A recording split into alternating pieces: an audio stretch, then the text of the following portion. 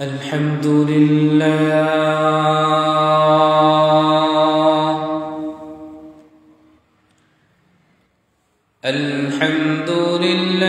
نحمده ونستعينه ونستغفره ونؤمن به ونتوكل عليه ونعوذ بالله من شرور أنفسنا ومن سيئات أعمالنا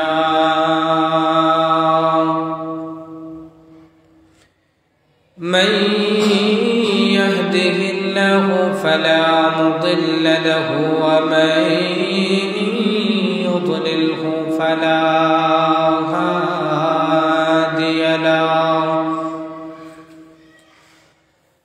ونشهد أن لا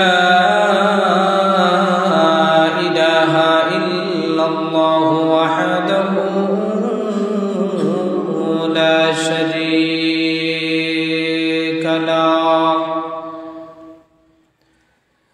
ونشهد أن سيدنا وسندنا وحبيبنا وحبيب ربنا وطبيبنا وطبيب قلوبنا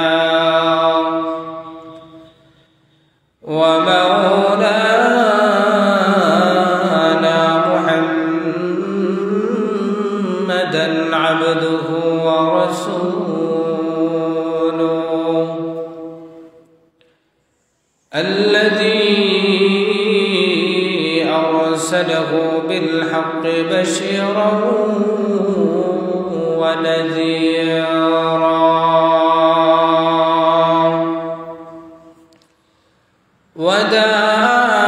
وداعيا إلى الله بإذنه وسراجا منيرا أما بعد فأعوذ بالله من الشيطان الرجيم بسم الله الرحمن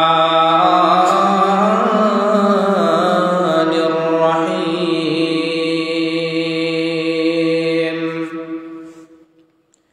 الذين يقيمون الصلاة ومما رزقناهم ينفقون أولئك هم المؤمنون حقا لهم درجات عند ربهم ومغفرة ورزق كريم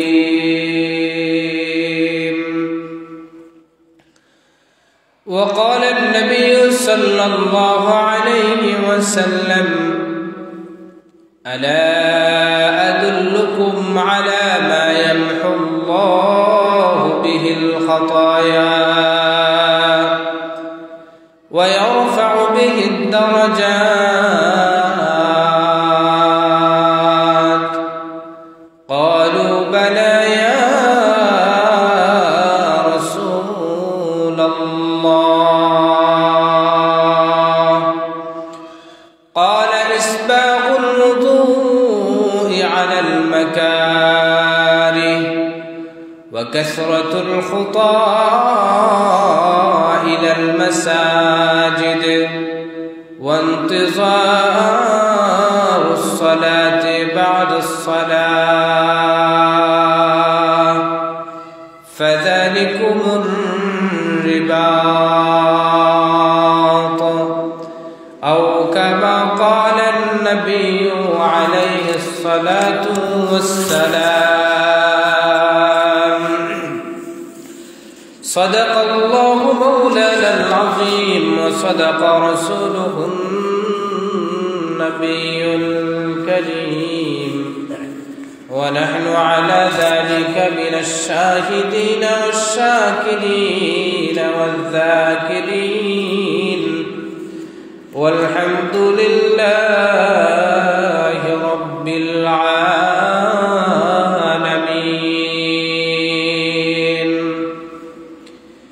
صلى الله على سيدنا ومولانا محمد وعلى آله وأصحابه وسلم. صلى الله على سيدنا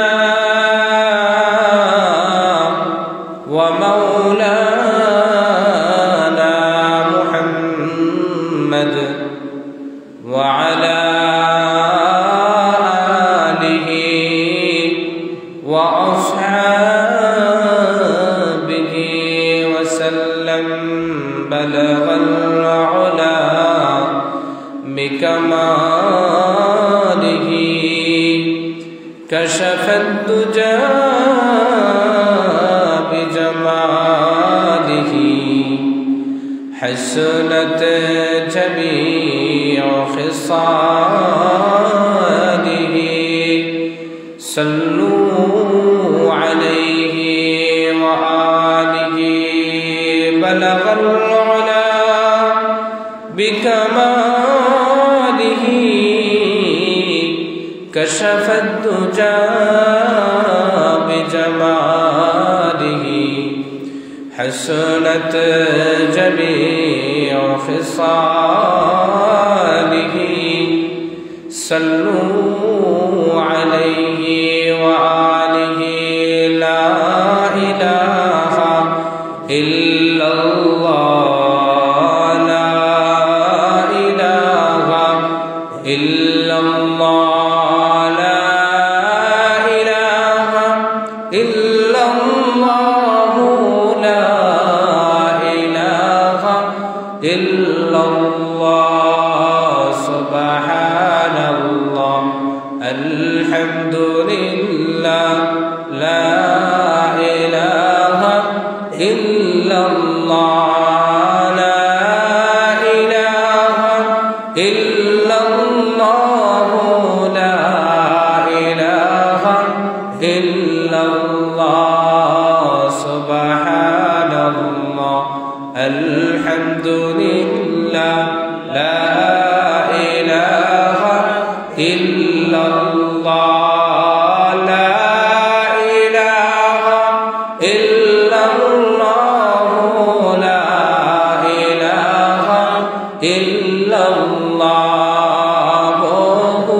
দূরে মদিনা কেমনে যাব জানি না। আল্লাহ আমরার মনের বাসনা কেমনে যাব জানি না। দয়া করো দয়াল আল্লাহ।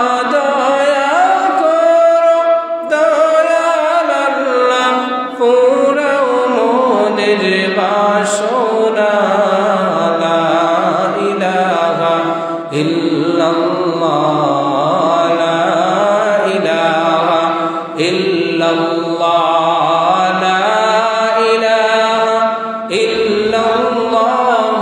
লা ইলাহা ইল্লাল্লাহ। সুবহানাল্লাহ আলহামদুলিল্লাহ। লা ইলাহা লা ইলাহা ইল্লাল্লাহ। লা ইলাহা ইল্লাল্লাহ। লা ইলাহা ইল্লাল্লাহ। মুহাম্মাদুর রাসূলুল্লাহ সাল্লাল্লাহু আলাইহি ওয়াসাল্লাম। আলহামদুলিল্লাহ। মহান রব্বে করিমের দরবারে লাখো কোটি শুকরিয়া যে রব্বুল আলামিন আপনাকে আমাকে আজকের এই মুহূর্ত পর্যন্ত সুস্থ এবং সবল রেখে দুনিয়ার সমস্ত ঝামেলা থেকে ফারিগ করে মহান রব্বুল আলামিনের ডাকে সাড়া দিয়ে তারই মহান গড় পবিত্র গড় মসজিদ পর্যন্ত আসার বসার তৌফিক দান করেছেন। এজন্য সেই মহান মহিয়ান মালিকের দরবারে দিল থেকে মোহাব্বতে কালিমাতুশ শুকর পাঠ করি, সকলে পড়ে আলহামদুলিল্লাহ। সমস্ত সম্মানিত হাজরিন, মহান রব্বুল আলামিন আপনাকে আমাকে একটা মহান বড় দৌলত দান করেছেন, সেটা হলো ঈমানের দৌলত। আমরা সবাই মুসলমান। একজন মানুষ ইসলাম গ্রহণের পরে, ঈমানদার হওয়ার পরে শরীয়ত কর্তৃক নির্ধারিত সবচেয়ে গুরুত্বপূর্ণ বিধান, সর্বপ্রথম যেই বিধানটা তার জন্য পালনীয় হয়ে দাঁড়ায় সেটা হলো নামাজ বা সালাতের যে ইবাদত, সেটা। এই নামাজটা গুরুত্বপূর্ণ একটা ইবাদত। আল্লাহর হাবিব সাল্লাল্লাহু আলাইহি ওয়াসাল্লামের কাছে যখনই কোনো মানুষ, কোনো সাহাবী তার হাতে হাত রেখে যখন কালিমা তাইয়্যিবা পাঠ করতেন, ঈমান আনয়নের পরে সর্বপ্রথম তাকে নামাজের সবক দিতেন। আল্লাহ রাসূল সাল্লাল্লাহু আলাইহি ওয়াসাল্লাম আজকে দুনিয়ার মধ্যে নাই, কিন্তু তার সমস্ত মুজিজা আল্লাহ রাব্বুল আলামিন এই উম্মতের জন্য অক্ষত অবস্থায় রেখেছেন, অটুট রেখেছেন। পূর্ববর্তী যত আম্বিয়া কেরাম এই দুনিয়ার মধ্যে এসেছিলেন, তাদেরকে আল্লাহ তাআলা বিশেষ বিশেষ কিছু খুসুসি মুজিজা দিয়েছিলেন, যেই মুজিজাগুলা নবীরা যতদিন ছিলেন ততদিন পর্যন্ত বিদ্যমান ছিল। নবীদের ইন্তেকাল হয়ে যায়, সাথে সাথে তাদের মুজিজাগুলাও বিলীন হয়ে যায়। যেমন হযরত মুসা আলাইহিস সালাতু ওয়াস সালাম, ওনার একটা মুজিজা ছিল যে উনি তুর পর্বতে গিয়ে আল্লাহ তাআলার সাথে হিজাবের আড়াল থেকে আল্লাহ তাআলার সাথে সরাসরি কথা বলতে পারতেন। এই মুজিজাটা ততদিন ছিল যতদিন মুসা আলাইহিস সালাতু ওয়াস সালাম জিন্দা ছিলেন, ততদিন। আল্লাহর হাবিব সাল্লাল্লাহু আলাইহি ওয়াসাল্লামের সেম একটি মুজিজা, সেটা হলো মেরাজের রজনীতে তিনি আল্লাহ তাআলার সাথে সরাসরি কথা বলেছিলেন। ওই যে আমাদের নবীর মুজিজাগুলো আল্লাহ তাআলা এখনো পর্যন্ত কিয়ামত পর্যন্ত অটুট রাখবেন উম্মতের মাঝে। এই যে আল্লাহ তাআলার সাথে কথোপকথন, এই কথোপকথনের মুজিজা কিভাবে অক্ষত রেখেছেন আল্লাহ তাআলা? বলা হয় যে মানুষের নামাজের মাধ্যমে এই উম্মতের জন্য আল্লাহ তাআলা এবং বান্দার যে কথোপকথন, এই আখেরি নবীর এই মুজিজাটা আল্লাহ তাআলা অক্ষত অবস্থায় রেখেছেন। সুবহানাল্লাহ। এই জন্য বলা হয় আস-সালাতু মি'রাজুল মুমিনিন, যে নামাজ হলো মানুষের জন্য, মুমিনদের জন্য মেরাজ স্বরূপ। যেই রকম আল্লাহর হাবিব সাল্লাল্লাহু আলাইহি ওয়াসাল্লাম মেরাজের রজনীতে আল্লাহ তাআলার সান্নিধ্যে গিয়ে আল্লাহ তাআলার সাথে কথোপকথন করেছিলেন, কথাবার্তা বলেছিলেন, ঠিক তদ্রূপভাবে একজন ঈমানদার বান্দাবান্দি যখন নামাজের মধ্যে দাঁড়ায়, তখনও কিন্তু তার এবং বান্দার সাথে কথা হয়ে যায়, আলাপ আলোচনা হয়ে যায়। সুবহানাল্লাহ।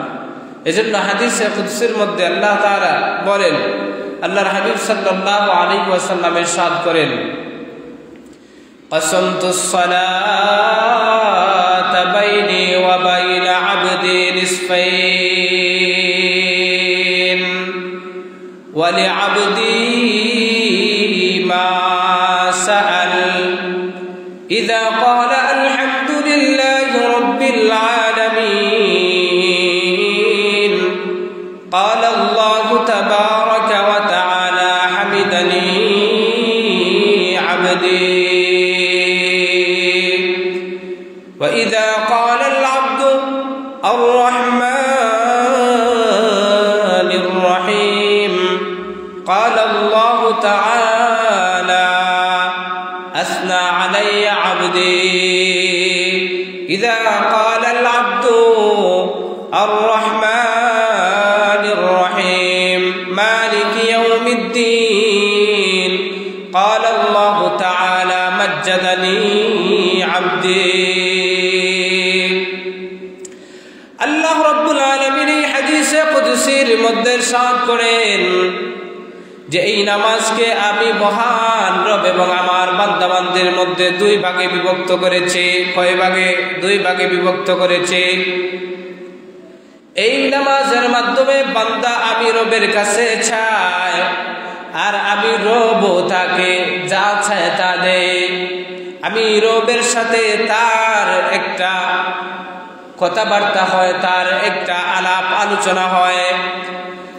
আল্লাহ রাব্বুল আলামিন বলেন, ইযা ক্বালাল আবদু আলহামদুলিল্লাহি রাব্বিল আলামিন, বান্দা বান্দে নামাজের মধ্যে দাঁড়ায় যখন সূরা ফাতিহা তেলাওয়াত করে, সূরা ফাতিহার প্রথম আয়াত আলহামদুলিল্লাহি রাব্বিল আলামিন যখন নামাজের মধ্যে পড়ে, তখন আল্লাহ রাব্বুল আলামিন বান্দার ওই যে কথার তিনি জবাব দিতে থাকেন, তিনি বলেন হামিদানি আবদি। এরপরে বান্দা বান্দে যখন নামাজের মধ্যে আর রহমানির রহিম সূরা ফাতিহার এই 2 নম্বর আয়াত যখন তিলাওয়াত করে, তখন আল্লাহ রাব্বুল আলামিন বান্দা বান্দের জবাব দেন আসনা আলাইয়া আবদি। বান্দা বান্দি যখন নামাজের মধ্যে দাঁড়ায় যখন সূরা ফাতিহার 3 নম্বর আয়াত মালিকি ইয়াউমিদ্দিন এই আয়াত যখন পড়ে, তখন আল্লাহ রাব্বুল আলামিনের পক্ষ থেকে জবাব আসে মাজ্জাদানি আবদি। এরপরে বান্দা যখন ইয়াকা না'বুদু ওয়া ইয়াকা নাস্তাঈন, আমার রব আমি আপনারই সাহায্য চাই, আপনার কাছে সাহায্য চাই, ওয়া ইয়াকা নাস্তাঈন এবং আমি আপনারই সাহায্য অনুগ্রহ চাই। এই কথা যখন বান্দা বান্দি নামাজের মধ্যে বলে, তখন আল্লাহ রাব্বুল আলামিন বলেন হাযা মা বাইনি ওয়া বাইনা আবদি ওয়া লিআবদি মা সাআল। বান্দারে কি আমার কাছে সাহায্য চাস একটু বল। তখন বান্দা আল্লাহ তাআলার কাছে বলে ইহদিনাস সিরাতাল মুস্তাকিম সিরাতাল লাযীনা আন'আমতা আলাইহিম গায়রিল মাগদুবি আলাইহিম ওয়ালাদ-দাল্লিন। ও মহান মালিক, আমি আপনার কাছে চাই আপনি আমাকে সিরাতে মুস্তাকিম সরল সঠিক পথে আমাকে পরিচালিত করুন। ওই সমস্ত মাগদুব আলাইহিম যেই পথে আপনার অভিশাপ আরোপিত, যেই পথে আপনার গজব নাজিল হয়, এদের পথে আমাকে পরিচালিত করো না। এইরকম ভাবে বান্দা নামাজের মধ্যে দাঁড়ায়া আল্লাহ তাআলার সাথে কথোপকথন করে। ও দোস্ত, যদিও আপনি আমি আপনার আমার কান দ্বারা কর্মকুহর দ্বারা আল্লাহ তাআলার ওই কথার জবাব আমরা শুনতে পাই না, কারণ আমাদের কান গুনাহের জিনিস শুনতে শুনতে আমাদের কান গুনাহ নষ্ট হয়ে গেছে। এজন্য আমরা আল্লাহ তাআলার ওই জবাবটা শুনতে পারি না। কিন্তু দুনিয়ার মধ্যে এমনও বুজুর্গের দিনে বড় আল্লাহ এই দুনিয়া থেকে গত হয়ে গিয়েছেন, যারা নামাজের মধ্যে দাঁড়াইছেন, নামাজের মধ্যে দাঁড়াইয়া সূরা ফাতিহার যখন তিলাওয়াত করতেন, আল্লাহ তাআলার পক্ষ থেকে উত্তর জবাব না আসা পর্যন্ত তারা অপেক্ষা করতেন। যখন এক আয়াত পড়তেন উত্তর আসতো, তখন দ্বিতীয় নম্বরের আয়াত পড়া শুরু করতেন। এইরকম ভাবে তারা কিন্তু আল্লাহ তাআলার পক্ষ থেকে জবাব শুনে শুনে তারা কিন্তু নামাজ আদায় করতেন। তো দেখা গেল এই যে নামাজ, এই নামাজটা হচ্ছে আপনার আমার জন্য মেরাজ স্বরূপ।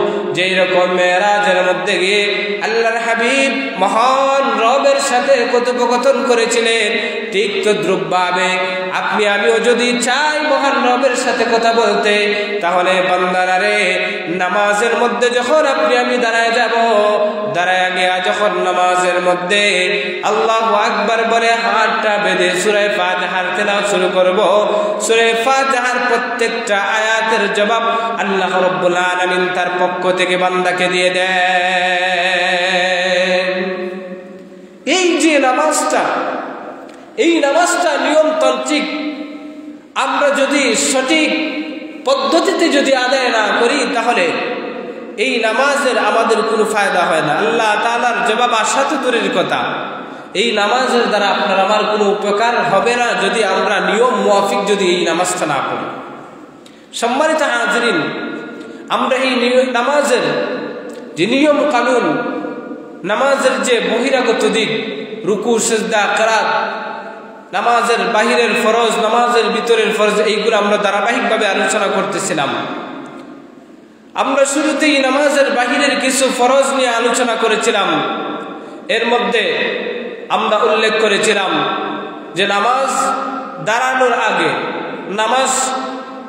নামাজের যখন আমি ইচ্ছা পোষণ করব, তখন আমাদের পবিত্রতা সংক্রান্ত 3টা জিনিস, সেটা হলো শরীর পাক, 2 নম্বর কাপড় পাক, 3 নম্বর নামাজের জায়গা পাক, 4 নম্বর হচ্ছে আমাদের নামাজের বাহিরে ফরজ 17 রাখা, কিবলামুখী হওয়া, ওয়াক্ত মতো নামাজ পড়া, নামাজের নিয়ত করা।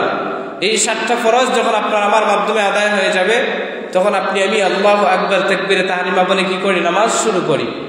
এই তাকবীরে তাহরিমার ব্যাপারে আমরা বিস্তারিত আলোচনা করেছিলাম গত সপ্তাহে। তাকবীরে তাহরিমা এটা হচ্ছে নামাজের মধ্যে ফরজ।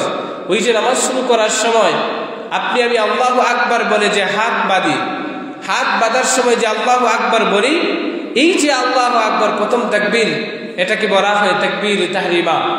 এই তাকবীরে তাহরিমা বলার মাধ্যমে মানুষ নামাজের বাহিরে যেই জিনিসগুলো তার জন্য করা খাওয়া হালাল ছিল, এই তাকবীর বলার সাথে সাথে, নামাজ শুরু করার সাথে সাথে ওই জিনিসগুলো তার জন্য হারাম হয়ে যায়। যেমন নামাজের বাহিরে আপনি পানি পান করতে পারেন, কিন্তু যখন নামাজের মধ্যে আল্লাহু আকবার তাকবীরে তাহরিমা বাঁধলেন, তখন আর আপনার পানি পান করার সুযোগ নাই। কারণ পানি পান করলে আপনার নামাজ নষ্ট হয়ে যাবে। কোনো কিছু খাওয়া শুরু করলে আল্লাহু আকবার বলে আপনার নামাজ নষ্ট হয়ে যাবে।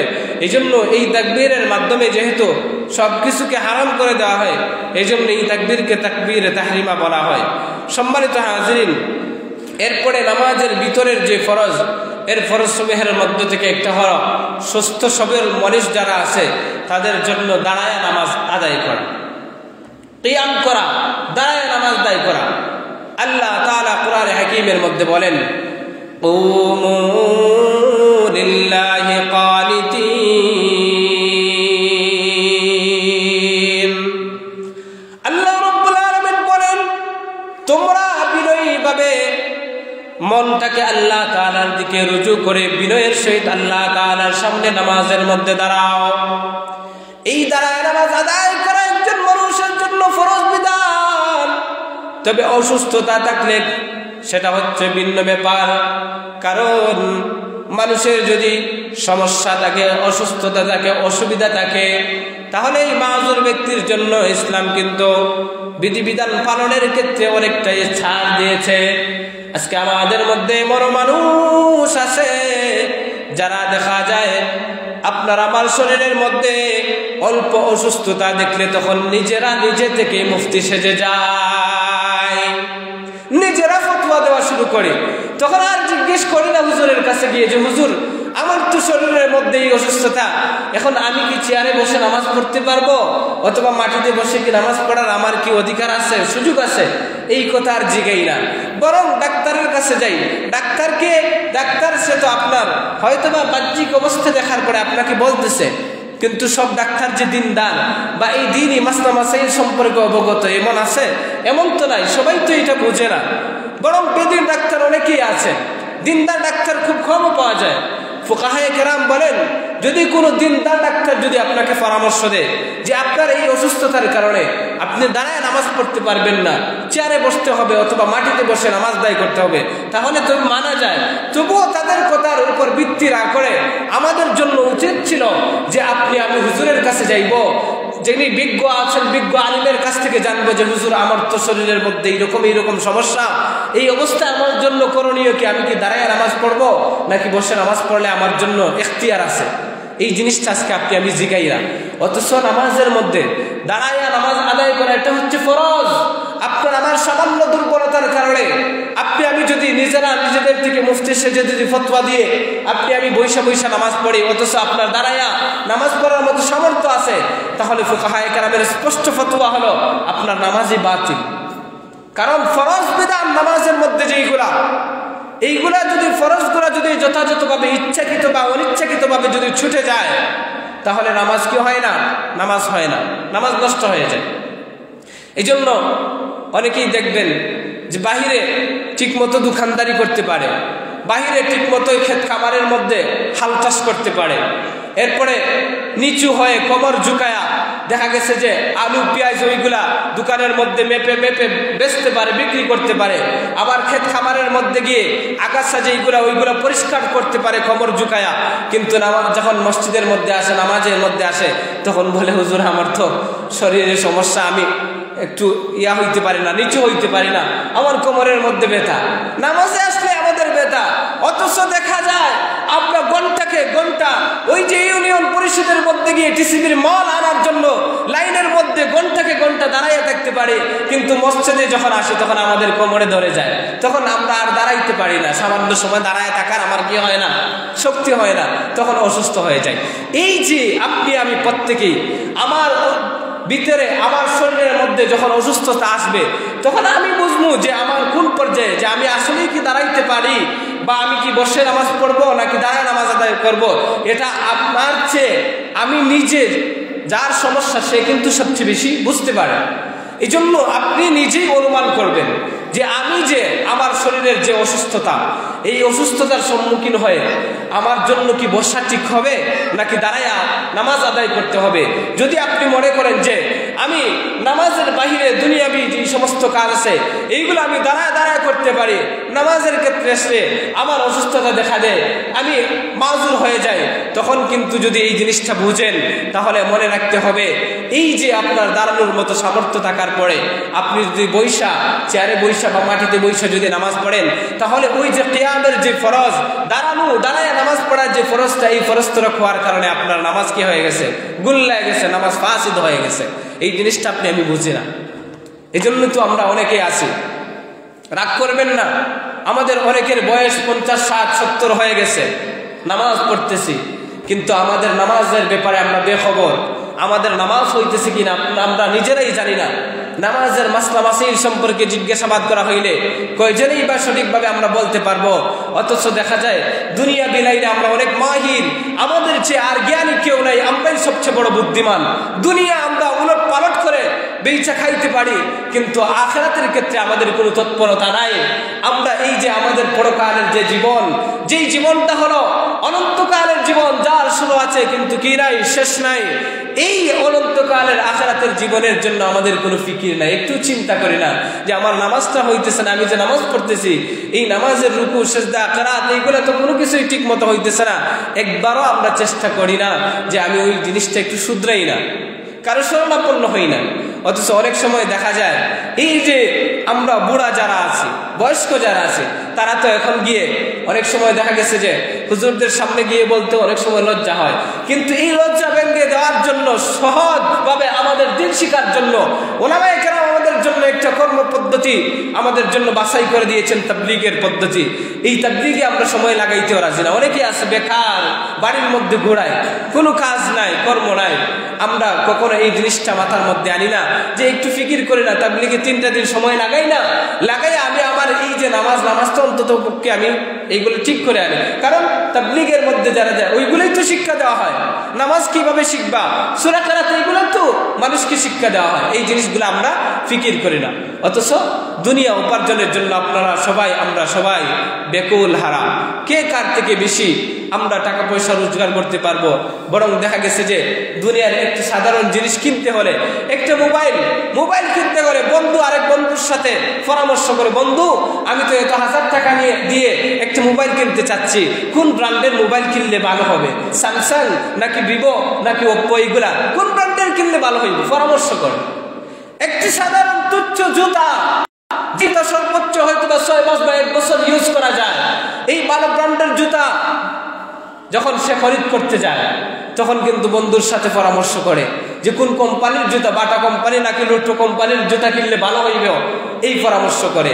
কিন্তু আপনি আমি একদিনও এই পরামর্শ করলাম যে আপনার আমার আখিরাত পার হওয়ার, আখিরাতের গাড়ি পার হওয়ার যেই আমলগুলো আছে, যে নামাজ আছে, এই নামাজ আপনি আমি কিভাবে আদায় করব, নামাজটা কিভাবে পড়লে আমার সহিহ হবে, এই জিনিসটা কখনো আপনি আমি পরামর্শ করি না, কারো কাছ থেকে জানতেও চাই না।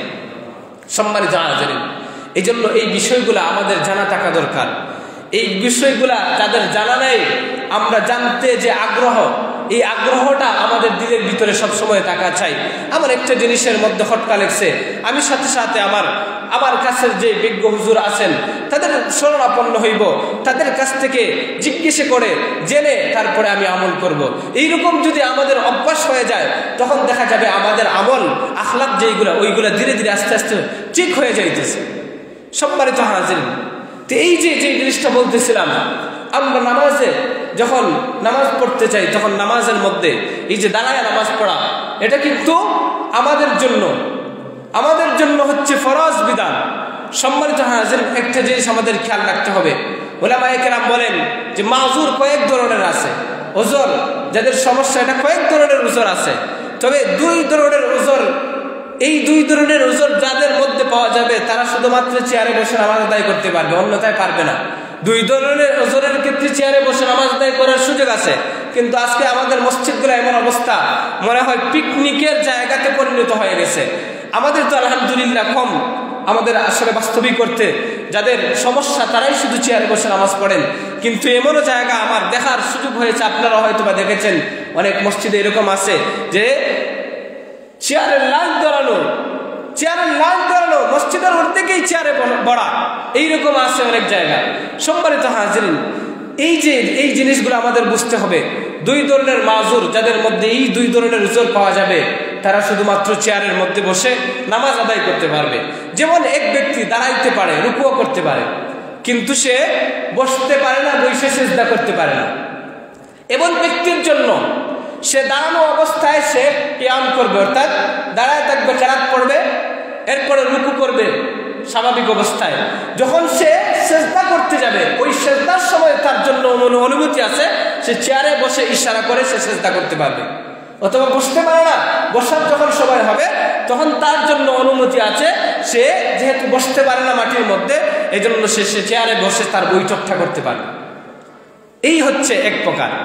আরেক প্রকারের মানুষ আছে যে দাঁড়াইতেও পারে না, রুকু করতেও পারে না, আবার বসতেও পারে না, সিজদাও করতে পারে না, অর্থাৎ একদম লাশ ছাড়া মানুষ।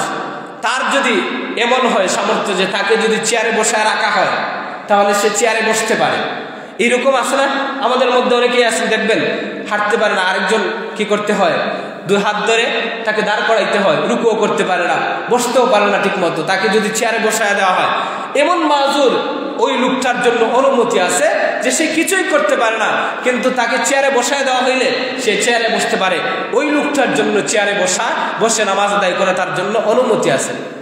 এছাড়া আমাদের যারা এই যে দুই ধরনের সমস্যা বললাম, এই দুই ধরনের সমস্যা ছাড়া বাকি আমাদের যাদের সমস্যা আছে, যেমন কেউ আছে দীর্ঘক্ষণ দাঁড়ায় থাকতে পারে না, তার জন্য চেয়ারে বসার অনুমতি নাই, সে বসে নামাজ আদায় করবে, ইশারা করে নামাজ আদায় করবে। এইরকম বাকি অন্যান্য যে মাজুর যেগুলো আছে, ওইগুলা সে বৈশা পড়বে, দাঁড়ায় পড়তে পারলে দাঁড়ায় ইশারায় পড়বে, যদি বৈশা করতে পারে তাহলে বসে বসে ইশারায় পড়বে। সম্মানিত হাজিরিন, তবে এই ক্ষেত্রে উলামায়ে কেরাম বলেন যে যারা মাজুরের ক্ষেত্রে যেই মূলনীতিটা, যেই উসুলটা খেয়াল রাখা দরকার, সেটা হলো যেই অবস্থায় নামাজ আদায় করলে সবচেয়ে বেশি রুকুন আদায় হয়, ওই অবস্থায় নামাজ পড়া। নামাজের ভিতরের যে রুকুনের মধ্যে একটা হচ্ছে কিয়াম, অর্থাৎ দাঁড়ানো, আরেকটা হচ্ছে রুকু করা, আরেকটা হচ্ছে সিজদা করা, আরেকটা হচ্ছে কাউদা বা বৈঠক করা। এই চারটা হচ্ছে নামাজের ভিতরের রুকুন। এই চার রুকুনের মধ্যে আপনি দেখবেন আপনার যখন অসুস্থতা আসবে, যে কোন অবস্থায় নামাজ পড়লে আপনার বেশি রুকুন আদায় হয়, ওই অবস্থায় আপনি নামাজ আদায় করবেন। যেমন এক ব্যক্তি দাঁড়াইতে পারে, আবার রুকুও করতে পারে, বসতে পারে, কিন্তু সিজদা করতে পারে না, চেহারা হয়তো বা কোনো সমস্যা আছে, ওই লোকটা সে দাঁড়ায় নামাজ পড়বে, কারণ দাঁড়ায় নামাজ পড়লে তার সবচেয়ে বেশি রুকুন আদায় হয়। সে কিয়ামও করতে পারলো, আবার রুকুও করতে পারলো, আবার ইশারায় সে কিন্তু চাইলে সিজদাটা করতে পারে, ইশারায় দাঁড়ায় আসে, ইশারায় সিজদাটা করে নেবে। অর্থাৎ যে অবস্থায় আপনার সবচেয়ে বেশি রুকুন পালন করা সম্ভব হবে, ওই অবস্থায় আপনি নামাজ পড়া, যারা মাজুর। কিন্তু যাদের উজর নাই বাহিরে ঠিকই ঘোরাফেরা করতে পারে, মসজিদে আসলে সে মাযুর হয়ে যায়, এদের জন্য কিন্তু এইগুলো না। এরা যদি তারা জানা সত্ত্বেও যে আমার এইগুলো আসলে উজর না, আমি দাঁড়াইতে পারি, আমি ঠিক মতো রুকু করতে পারি, আমি ঠিক মতো সিজদা করতে পারি, ঠিক মতো মাটির মধ্যে বসতে পারি, এই যে কনফিডেন্স ভিতরে থাকার পরেও কেউ যদি এইগুলা যদি পরিত্যাগ করে ইচ্ছাকৃত বা অনিচ্ছায়, তাহলে সে নামাজ পড়লে তার নামাজ কি হয়ে যাবে? ফাসিদ হয়ে যাবে, ওইগুলা ছুটে যাওয়ার কারণে। সম্মানিত হাজির, এই জন্য এই বিষয়গুলা লক্ষ্য রাখা দরকার। এরপরে নামাজের ভিতরের যে ফরজ, এই ফরজের মধ্যে একটা হচ্ছে কিরাত পড়া, মুতলাকান কিরাত পড়া, এটা হচ্ছে ফরজ। আল্লাহ তাআলা কোরআনে হাকীমের মধ্যে বলেন, ফাকরাউ মা তায়াসসারা মিনাল কুরআন। আল্লাহ রাব্বুল আলামিন বলেন, কোরআনে কারীমের যে জায়গা তোমার জন্য সহজ হয় পড়া, ওই জায়গা থেকে তুমি নামাজের মধ্যে কোরআন তিলাওয়াত করো। এখন আমাদের দিলের ভিতরে প্রশ্ন জাগতে পারে যে হুজুর, আমরা তো অনেক সময় হাদিস শুনি, আল্লাহর হাবিব সাল্লাল্লাহু আলাইহি ওয়াসাল্লাম হাদিসের মধ্যে বলেছেন, লা সালাতা লিমান লাম ইয়াকরা বিসূরাতিল ফাতিহা। যেই লোকটা নামাজের মধ্যে সূরা ফাতিহা পড়ে না, তার নামাজই যেন হয় না। এই ব্যাপারে তো আল্লাহ তাআলার কথা এবং রাসূলের কথার মধ্যে একটা স্বাভাবিক বৈপরীত্য, সংঘর্ষ যেমন আমাদের সামনে ধরা পড়ে দেখা যায়। এই ব্যাপারে উলামায়ে কেরাম বলেন, একটা মূলনীতি আমাদেরকে লক্ষ্য রাখতে হবে, যেই বিধানটা কোরআনে কারীমের অকাট্য আয়াত দ্বারা নাজিল হয়, ওই বিধানটা পালন করা হলো ফরজ। আর যেই বিধানটা আল্লাহ রাসূল সাল্লাল্লাহু আলাইহি ওয়াসাল্লামের হাদিস দ্বারা নির্ধারিত হয়, ওটা হলো ওয়াজিব। এই ক্ষেত্রে আমাদের হানাফি মাযহাবের উলামায়ে কেরাম আইম্মায়ে আহনাফ বলেন যে লা সালাতা লিমান লা ইয়াকরাউ বিফাতিহা, যে সূরা ফাতিহা যারা নামাজে হয় না, এর দ্বারা উলামায়ে আহনাফ বলেন যে নামাজের মধ্যে সূরা ফাতিহা এটা পাঠ করা ওয়াজিব। নামাজের মধ্যে সূরা ফাতিহা পাঠ করা কি ওয়াজিব। আমাদের আইম্মায়ে আহনাফ, উলামায়ে আহনাফ, হানাফি মাযহাবের ইমামগণ বলেন যে আল্লাহ রাসূল সাল্লাল্লাহু আলাইহি ওয়াসাল্লাম যেহেতু হাদিসের মধ্যে বলেছেন যে লা সালাতা লিমান লাম ইয়াকরা বিফাতিহাতিল কিতাব, অর্থাৎ সূরা ফাতিহা না পড়লে নামাজই হয় না, এর মানে হচ্ছে যে নামাজের মধ্যে সূরা ফাতিহা এটা পড়া হচ্ছে ওয়াজিব, যেহেতু হাদিস দ্বারা এর বিধান সাব্যস্ত হয়েছে। আর আমরা জেনেছি হাদিস দ্বারা যে বিধান সাব্যস্ত হয় এটা হলো ওয়াজিব। এটা কি ওয়াজিব। আর আল্লাহ তাআলা কোরআনে কারীমের মধ্যে বলেছেন যে ফাকরাউ মা তায়াসসারা মিনাল কুরআন, নামাজের মধ্যে কোরআনের যে জায়গাটা তোমার জন্য পড়া সহজ হয় সেখান থেকে পড়ো। এর দ্বারা মুতলাকান কিরাত পড়া এটা হলো ফরজ। এটা হলো কি ফরজ। সম্মানিত হাজিরিন, এই ক্ষেত্রে আমাদের মধ্যে আরেকটা সমস্যা দেখা দেয় যে আমরা দেখা যায় হানাফি মাযহাবের অনুসরণ করি, সারা জীবন হানাফি মাযহাবের মাসআলা ওইগুলো আমরা অনুসরণ করে করে আমরা বিধিবিধান পালন করেছি। কিন্তু দেখা গেছে কখনো কেউ সৌদি আরবে গিয়ে অথবা কোনো আহলে হাদিসপন্থী মানুষের দ্বারস্থ হয়ে দুই একদিন থাকার পরে তখন তার কিন্তু আমলের মধ্যে পরিবর্তন এসে যায়। তখন দেখা যায় ওই যে আহলে হাদিসরা বা এই যে অন্য মাযহাবের মধ্যে আছে যে নামাজ 4 রাকাত বিশিষ্ট ফরজ নামাজের প্রথম 2 রাকাতে ইমামের সাথে সূরা ফাতিহা পড়া, এটা অন্য মাযহাবে আছে। কিন্তু আমাদের আইম্মায়ে আহনাফ হানাফি মাযহাবের মাসআলা হলো যে একজন মানুষ যখন ইমামের ইক্তিদা করবে তখন তার জন্য জরুরি হলো সে ইমাম যা পড়ে চুপ করে শোনা। কারণ আল্লাহ তাআলা বলেন ওয়া ইযা কুরিআল কুরআন ফাসতামিউ লাহু ওয়া আনসিতু, যে যখন তোমার সামনে কোরআন পাঠ করা হবে তখন তুমি চুপ করে মনোযোগ সহকারে শ্রবণ করো। এখান থেকে আইম্মায়ে আহনাফ বলেন যে একজন মানুষ যখন সে ইমামের ইক্তিদা করবে, ইমাম যখন নামাজের মধ্যে দাঁড়ায় সূরা ফাতিহা অন্যান্য সূরা যখন তিলাওয়াত করবেন, তখন মুক্তাদির জন্য ওয়াজিব হলো সে চুপ করে শোনা। যদিও অন্য মাযহাবের মধ্যে আছে যে সূরা ফাতিহা সে পড়তে হবে, ওই হাদিসের ভিত্তিতে, যে হাদিসের মধ্যে আল্লাহ রাসূল সাল্লাল্লাহু আলাইহি ওয়াসাল্লাম বলেছেন যে সূরা ফাতিহা ছাড়া কি হয় না, নামাজ পূর্ণ হয় না, নামাজ হয় না। সম্মানিত হাজির, এই ক্ষেত্রে আমরা কিন্তু অনেক সময় কি হয়ে যায়, বিভ্রান্ত হয়ে যায়। আমরা দেখা যায় এক সময় একটা পালন করছি, পরবর্তীতে আমরা অন্যটা পালন করি। এই রকম কিন্তু আমাদের দুমাসলা হওয়া যাবে না। অর্থাৎ একটা আমি এই মাযহাব থেকে আমি গ্রহণ করলাম, আরেকটা অন্য মাযহাবের আমি গ্রহণ করলাম, এইরকম হবে না। বরং মাযহাব আপনি যেটা মানবেন শুধু একটাই মানবেন। এই মাযহাবের যে বিষয়টা যেভাবে বলা হয়েছে সব মাযহাবে কিন্তু কোরআন সুন্নাহর আলোকে, কোরআন সুন্নাহর বাইরে কিন্তু কোনো মাযহাব নাই। সম্মানিত হাজিরিন, এই ক্ষেত্রে আমরা অনেক সময় সূরা ফাতিহা এই আমলটা আমরা করি, এই যে শুনে শুনে আমরা করি, অথচ আমরা হানাফি মাযহাবের অনুসারী এই হিসেবে আমাদের জন্য উচিত ছিল আমরা চুপ করে থাকা। এই জন্য ইমাম সাহেবের ইক্তেদা যখন করব তখন আমি চুপ করে ইমাম সাহেবের কেরাত শুনবো। তো এখন দেখা গেছে যে কেউ বেশি পণ্ডিত দেখাইতে গিয়ে সূরা ফাতিহা পড়ে, এমন জোরে পড়ে আরেকজনের সমস্যা হয়। এরকম হয় কি হয় না? জোরে জোরে জোর আওয়াজে এমন ভাবে পড়তেছে তার পাশের যে ওই লোকটা স্পষ্ট শুনতেছে না, এরকম ভাবে পড়া যাবে না।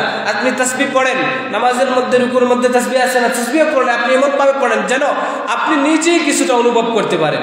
এত জোরে পড়া যাবে না যে আপনার পাশে আরেকজন আছে দাঁড়ায় নামাজ পড়তেছে তার সমস্যা হয়, এইরকম এত জোরে আওয়াজে পড়া যাবে না। সম্মানিত হাজির, এই গেল নামাজের মধ্যে কেরাত পড়া, এটা হচ্ছে নামাজের ভিতরে ফরজ। এরপরে চতুর্থ নাম্বার হচ্ছে নামাজের মধ্যে রুকু করা, এটা হচ্ছে ফরজ। কেউ যদি রুকু বেঁধে রেখে যদি নামাজ আদায় করে, এই রুকুটা যদি ইচ্ছাকৃত ছেড়ে দেয় অথবা ভুল ক্রমে যদি ছুটে যায়, তাহলে নামাজের ভিতরেই যদি রুকুটা আবার না করে তাহলে তার নামাজ কি হয় না? নামাজ সহি হয় না, নামাজ নষ্ট হয়ে যায়। এরপরে হচ্ছে সিজদা করা। সিজদা করা এটা নামাজের মধ্যে ফরজ, নামাজের মধ্যে ফরজ। সিজদা করতে হবে 2টা সিজদা। নামাজের মধ্যে আমরা কয়টা সিজদা করি? প্রত্যেক রাকাতে 2টা সিজদা করি। কেউ যদি একটা করে আর ভুল ক্রমে যদি আরেকটা না করে আর নামাজের ভিতরেই যদি ওটা পূর্ণ না করে তাহলে তার কি নামাজ নষ্ট হয়ে যায়। সম্মানিত হাজিরিন, এই জন্য যদি এমন হয় যে নামাজের ভিতরে যদি সিজদা ছুটে যায়, জামাতেই হোক বা একাকী অবস্থায় হোক, সালাম ফিরে ফেলছে, এখন যদি কোনো কথাবার্তা না বলার আগে যদি স্মরণ হয়ে যায় তাহলে ইমামের জন্য উচিত হলো যে তিনি দাঁড়ায়া ওই যে বাকি যে একটা ফরজ ছুটে গেছে রুকু হোক বা সিজদা, ওইটার সাথে সাথে আদায় করে তারপরে তাশাহুদ পড়ে আপনার এই সালাম ফিরাইয়া 2 সিজদা আবার করে সহজ সিজদা করে আপনার নামাজ পূর্ণ করা। এরকম করলে নামাজ কি হয়ে যায়? আদায় হয়ে যায়। কিন্তু যদি এমন হয় যে নামাজের মধ্যে রুকু ভুল ক্রমে ছুটে গেছে, সিজদা একটা ভুল ক্রমে বা 2টা ভুল ক্রমে ছুটে গেছে আর আপনি সালাম ফিরে নামাজও শেষ করে ফেলছেন, আপনার নামাজ হয় না, নামাজ নষ্ট হয়ে গেছে, বরং নামাজ আপনাকে আবার দ্বিতীয়বার দোহরাইতে হবে। এই হচ্ছে নামাজের মধ্যে সিজদা করা। এরপরে যে আমরা যে আখেরি যে বৈঠকটা করি, শেষ বৈঠক যেটা, এই শেষ বৈঠক এটা করা হচ্ছে আমাদের জন্য ফরজ। এই শেষ বৈঠক আমাদের করতেই হবে। শেষ বৈঠক করার আগে কেউ যদি নামাজ যদি সালাম ফিরিয়ে নেয় বা নামাজ যদি শেষ করে নেয় তাহলে তার নামাজ অপূর্ণ থেকে যায়, তার নামাজই হয় না। সম্মানিত হাজিরিন, এই বিষয়গুলো আমাদের খেয়াল রাখতে হবে। এই নামাজের ক্ষেত্রে আমাদের বিভিন্ন মাসলা মাসাইল আছে, নামাজের হাজারো হাজারো মাসলা মাসাইল আছে। এই সংক্ষিপ্ত পরিসরে আমরা কতটা বলবো?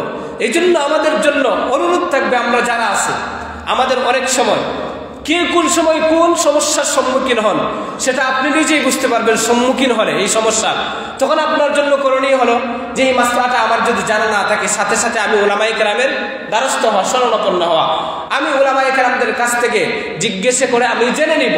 এটা হচ্ছে আমাদের জন্য করণীয়। হয়তোবা হুজুর এমন মাসলা বললেন যে মাসলাটা দেখা গেছে উনি বলতে পারলেন না সংক্ষিপ্ত পরিসরে, কারণ নামাজের তো হাজারো হাজারো মাসলা মাসাইল আছে। কিন্তু আপনি এমন মাসলার সম্মুখীন হয়ে গেলেন, এমন সমস্যার সম্মুখীন হয়ে গেলেন যেটা হুজুর বলে নাই। এখন যদি বলেন যে হুজুর বলছে না, তাহলে এটা আমি যে কোনোভাবে আমার ইচ্ছা মতো চালায় দেয়, তাহলে কি হবে? হবে না। বরং আমার জন্য উচিত হলো এই সমস্যার সম্মুখীন হলে আমি হুজুরের দ্বারস্থ হব, হুজুরের শরণাপন্ন হয়ে আমি ওই জিনিসটা জেনে নেব। এইরকম ভাবে যদি আমি যদি এইরকম জানার যদি মন মানসিকতা আপনার আমার দিলের ভিতরে থাকে, আমি লজ্জা শরম এইগুলো বাদ দিয়ে যদি আমি গিয়ে হুজুরের কাছ থেকে জানার আগ্রহটা যদি আমি এই জিনিসটা ভিতরে লালন করি, তখন দেখা যাবে আপনার আমার ইমান আমল এইগুলো আস্তে আস্তে সহি হইতে থাকবে, নামাজ আপনার আমার সঠিক পদ্ধতিতে হইতে থাকবে। তখন আপনার আমার জন্য সঠিক পদ্ধতিতে নামাজ আদায় করা আপনার আমার জন্য সহজ হবে। সম্মানিত হাজির, এই ক্ষেত্রে আমাদের যুবক যারা আছে তাদের ক্ষেত্রে একটা বিষয় সবচেয়ে বেশি দেখা যায়, এখানেও আমি দেখেছি 2-1 জনের মধ্যে। এজন্য আপনাদের সংশোধনের জন্য, কাউকে লজ্জা দেওয়ার জন্য নয়, কেউ আবার ব্যক্তিগতভাবে কথাগুলো নিজের দিকে নিবেন না, বরং ইসলাহ হওয়ার জন্য, সংশোধনের জন্য কথাগুলো শুনবেন। এই যে নামাজের মধ্যে একটা ফরজ আছে 17 টাকা, 17 টাকার একটা ফরজ আছে না? আজকে আমাদের যুব সমাজ স্টাইল করতে গিয়ে এমন টাইট ফিট প্যান্ট পরিধান করে, যেই প্যান্টটা উপরে টান দিলে উপরে উঠতে চায় না, কারণ বানাইছে তো এরকম ভাবে। এই যে উপরে উঠানোর মতো যে কাপড়, এই কাপড়ে কিন্তু তার প্যান্টের মধ্যে ব্যবহার করেছে কোন দিকে, নিচের দিকে।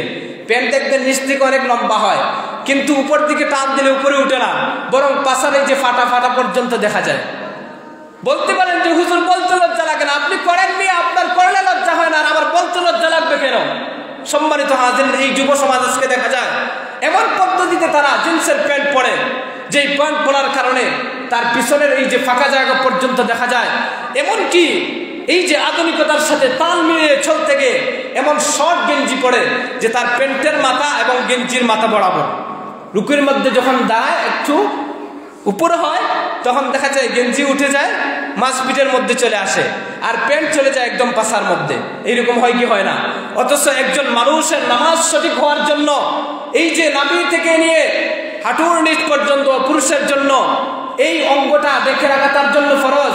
এখন আপনি নামাজের মধ্যে টাইট ফিট জিন্সের প্যান্ট পরে আসলেন, যেই প্যান্ট পরার কারণে আপনি রুকুর মধ্যে যখন যান বা সিজদার মধ্যে গেলে আপনার পাছা উদম হয়ে যায়, পাছা বের হয়ে যায়, আপনি চিন্তা করুন যে আপনার নামাজ হইতেছে কি নাকি নষ্ট হইতেছে। সম্মানিত হাজির, শুধু নিজের নামাজ যে নষ্ট হইতেছে, নিজেই যে আল্লাহ তাআলার অভিশাপের মধ্যে পড়তেছেন এমন না, বরং আপনার পাশে পিছনে দাঁড়ায় যে আল্লাহ ওয়ালা লোকটা নামাজ পড়তেছে তাকেও আপনি গুনাহগার বানাইতেছেন। কারণ হাদিসের মধ্যে স্পষ্ট ঘোষণা এসেছে, আল্লাহ রাসূল বলেছেন লাআনাল্লাহুন নাযিরা ওয়াল মানজুরা ইলাইহি, যেই লোকটা সতর দেখায় মানুষকে এবং যে দেখে উভয়ের উপর আল্লাহ তাআলার লানত হয়। আপনি নামাজের মধ্যে শর্ট প্যান্ট পরে আপনি আপনার পাছা দেখায়া আপনি নিজে লানতের অভিশাপের শিকার হইলেন। আপনার পিছনে আরেকজন আল্লাহওয়ালা নামাজের মধ্যে দাঁড়াইছেন, তার সামনে আপনি কি করলেন, এই যে আপনার ওই সতরটা আপনি প্রকাশ করলেন, সেও দেখতেছে, তার চোখে ভাসতেছে নামাজের মধ্যে, সেও কিন্তু অভিশাপের শিকার হইতেছে, এটা আপনার কারণে হইতেছে। এজন্য যুবক ভাইদের কাছে অনুরোধ থাকবে, এমন প্যান্ট পরবেন না যেই প্যান্ট পরার কারণে আপনার পাছা উলঙ্গ হয়ে যায়, নামাজ পড়তে আপনার সমস্যা হয়, নামাজ নষ্ট হয়ে যায়। এইরকম প্যান্ট পরে অন্তত মসজিদের মধ্যে আসবেন না। এমন প্যান্ট পরে আসবেন যাতে আপনার সতরটা ঢাকা থাকে। শুধু মসজিদ কেন, আপনি বাইরে গেলেও এই জিনিসগুলো ফলো করবেন। কারণ বাইরে গেলেই যে আপনি অনেক সময় বাসের মধ্যে উঠেন, বাসের মধ্যে অনেক সময় দাঁড়ায় থাকতে হয় কি হয় না, বাসের মধ্যে দাঁড়াইলেন, যখন আপনি বাসের এই যে উপরের যে স্ট্যান্ডের মধ্যে আপনি ধরলেন, দুইটা যে আপনি যে এই যে টান দিয়ে উপরে উঠলে আপনার গেঞ্জি উপরে উঠে গেছে, আবার প্যান্টও আপনার পাছার নিচে, এই যে আপনি এই যে অংশটা দেখাইলেন, বাসের মধ্যে আরো মানুষ আছে, আল্লাহওয়ালা মানুষ থাকতে পারে কি পারে না, থাকতে পারে, তাদেরকে দেখাইলেন, নিজেও গুনাহের মধ্যে পড়লেন, আবার আরেকজনকে গুনাহগার বানাইলেন। খবরদার, এই জিনিসগুলো করা যাবে না। আরেকটা জিনিস অনেক সময় দেখা যায় যে নামাজের মধ্যে আমাদের অনেক সময় ওযু নষ্ট হয় কি হয় না?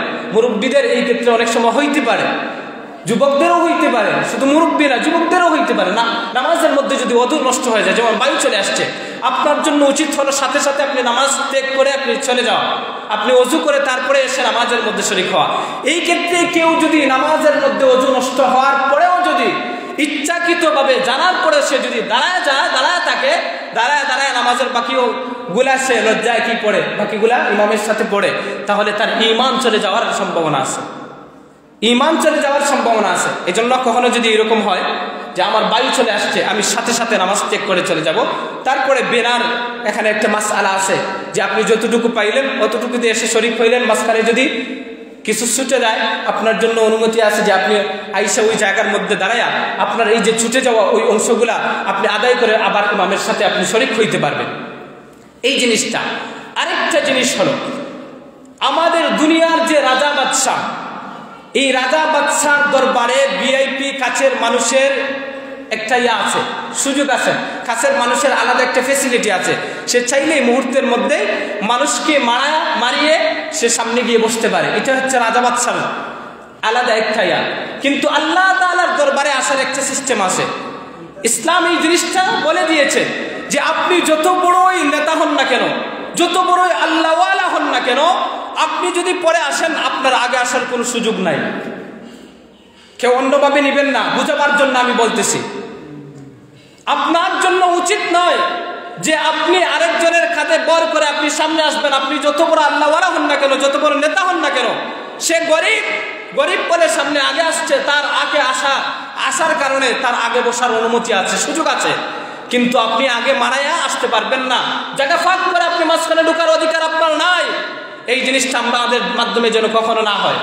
আরেকটা জিনিস আমাদের মধ্যে দেখা যায়, আমরা মসজিদে আসি জুম্মার নামাজের সময়, মসজিদের মধ্যে আসার পরে আমরা দেখা যায় খুতবার সময় উচিত হলো, ওয়াজিব হলো যে চুপ করে খুতবা শোনা। কেউ যদি খুতবা শোনাকালীন অবস্থায়, ওলামায়ে কেরাম বলেন ইশারা করেও যদি বলে চুপটা কর, সেটাও কিন্তু গুনাহের মধ্যে শামিল। এই জন্য খুতবা চলাকালীন অবস্থায় আপনি আমি নিজ দায়িত্বে সবাই নিজেদের জবানটা আমি বন্ধ রাখবো, এই চুপ থাকাটা ওয়াজিব। খুব মনোযোগ সহকারে আপনি আমি খুতবা শুনবো। এরপরে নামাজের ক্ষেত্রে যখন আপনি দাঁড়াই, আপনি আমি দাঁড়াই, অনেক সময় দেখা গেছে আমরা ডান বাম আমরা খেয়াল করি না। কোনো ক্ষেত্রে দেখা যায় বলতে বলতেও দেখা গেছে একদিকে মানুষ বেশি হয়ে গেছে, আরেক দিকে কম, বললেও এরপরে যাইতে চায় না। এই জন্য নামাজের মধ্যে যখন দাঁড়াইবো তখন আমরা ডান বাম খেয়াল করে তখন দাঁড়াইবো। দূর দিয়ে আসলাম, আইসা শরীক হয়ে গেলাম এমন না, বরং খেয়াল যেন থাকে। ধীর স্থিরভাবে আপনি নামাজের মধ্যে মসজিদের মধ্যে আসবেন, আসার পরে তাকাইবেন যে ডান দিকে মানুষ বেশি নাকি বাম দিকে মানুষ বেশি, এই জিনিসগুলো খেয়াল রাখবেন। এছাড়া নামাজের আরও বিভিন্ন মাসাইল আছে, এগুলো আমাদের ইসলাহের জন্য বললাম। আজকে এই পর্যন্ত যতটুকু আমরা বললাম, আল্লাহ তাআলা যেন আমাদের সবাইকে খালিস নিয়তে আমল করার তৌফিক দান করেন। ওয়া আখিরু দাওয়ানা আলহামদুলিল্লাহি রাব্বিল আলামিন।